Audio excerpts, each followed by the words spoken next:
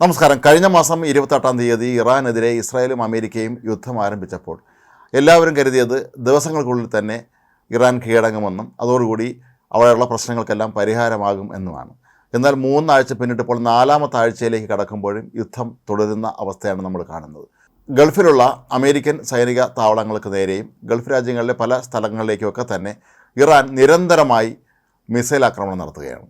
ഇത്രയധികം മിസൈലുകൾ ഇവരുടെ കൈവശം ഉണ്ടായിരുന്നോ എന്നുള്ള കാര്യം ഇപ്പോൾ അമേരിക്കയും ഇസ്രായേലും പോലും സംശയിക്കുകയാണ്. കാരണം ഇത്രയും രാജ്യങ്ങളിലേക്ക് ആക്രമണം നടത്താൻ തക്കവണ്ണമുള്ള മിസൈൽ ശേഖരം ഇറാൻ്റെ കൈവശമുണ്ടോ എന്നുള്ളതാണ് പലരും ചോദിക്കുന്നത്. പക്ഷേ എന്നാൽ ഏറ്റവും ഒടുവിലായി ഇപ്പോൾ ഇറാൻ തങ്ങളുടെ രഹസ്യ മിസൈൽ ശേഖരത്തിൻ്റെ ദൃശ്യങ്ങൾ പുറത്തുവിട്ടിരിക്കുന്നത്. ഭൂമിക്കടിയിലുള്ള വലിയ അറകളിൽ സൂക്ഷിച്ചിട്ടുള്ള തങ്ങളുടെ മിസൈലുകളുടെ ദൃശ്യങ്ങളാണ്, അതിൻ്റെ വീഡിയോ ആണ് ഇപ്പോൾ അവർ പുറത്തുവിട്ടിരിക്കുന്നത്.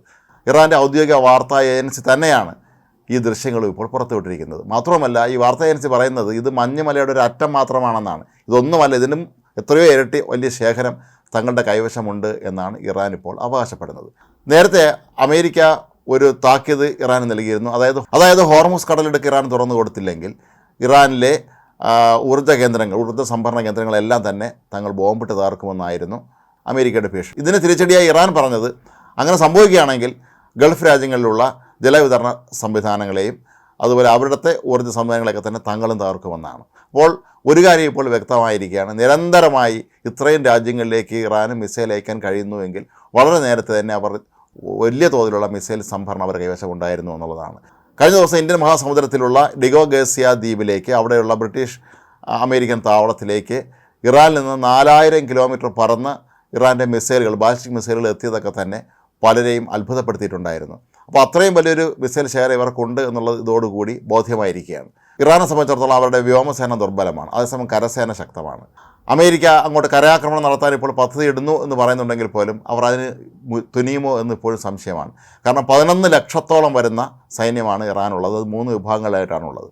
അമേരിക്കൻ മറൈനുകൾ ഇറാനിലെത്തി അവിടെ ആക്രമണം ആരംഭിച്ചാൽ, കരയുദ്ധം ആരംഭിച്ചാൽ അവിടുത്തെ ഭീകരമായ കാലാവസ്ഥ അല്ലെങ്കിൽ ഭൂപ്രകൃതിയൊക്കെ തന്നെ അവർക്ക് വലിയ തോതിലുള്ള പ്രശ്നങ്ങൾ സൃഷ്ടിക്കും എന്നാണ് പ്രതിരോധ വിദഗ്ധർ ചൂണ്ടിക്കാട്ടുന്നത്. അതുകൊണ്ട് തന്നെ ആയിരിക്കും ഇപ്പോഴും അമേരിക്ക കരയുദ്ധം നടത്തുമെന്ന് പറയുന്നതല്ലാതെ കരയുദ്ധത്തിലേക്ക് പോകാത്തത്. ഈ യുദ്ധസമയം മുതലെടുത്തുകൊണ്ട് ഇറാൻ ചെയ്യുന്ന മറ്റൊരു കാര്യം, ഹോർമൂസ് കടലിടുക്കിലൂടെ കടന്നു പോകുന്ന ചില രാജ്യങ്ങളുടെ കപ്പലുകൾക്ക് ട്രാൻസിറ്റ് ഫീ ഏർപ്പെടുത്താനുള്ള ഒരു തീരുമാനമാണ്.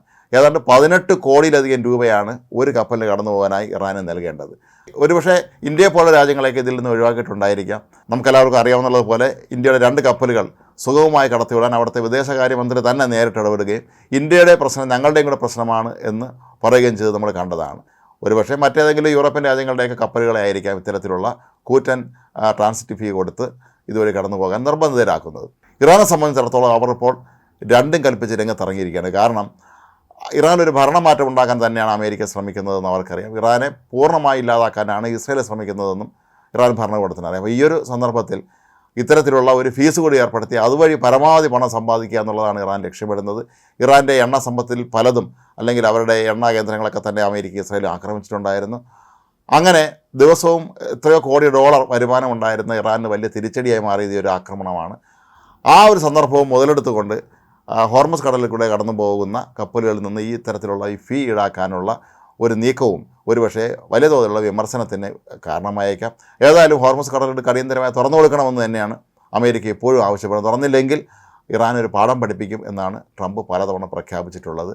ഏതായാലും ഇറാനെ സംബന്ധിച്ചിടത്തോളം തങ്ങളുടെ കൈവശമുള്ള ഭൂഗർഭ അറകൾ തങ്ങൾ സൂക്ഷിച്ചിട്ടുള്ള ഈ മിസൈൽ ശേഖരം പുറത്തുവിട്ടതിലൂടെ തങ്ങൾ ഒട്ടും മോശക്കാരല്ല എന്നും വലിയൊരു രാജ്യമായ ഇറാനെ സംബന്ധിച്ചിടത്തോളം അമേരിക്കയും ഇസ്രായേലിലേക്ക് തന്നെ നേടാൻ തങ്ങൾക്ക് തങ്ങളുടെ മിസൈൽ ശേഖരം കൊണ്ട് കഴിയും എന്നും ലോകത്തിനെ ബോധ്യപ്പെടുത്താനുള്ള ഒരു നീക്കമാണ് ഇതെന്ന് വേണം കരുതാൻ.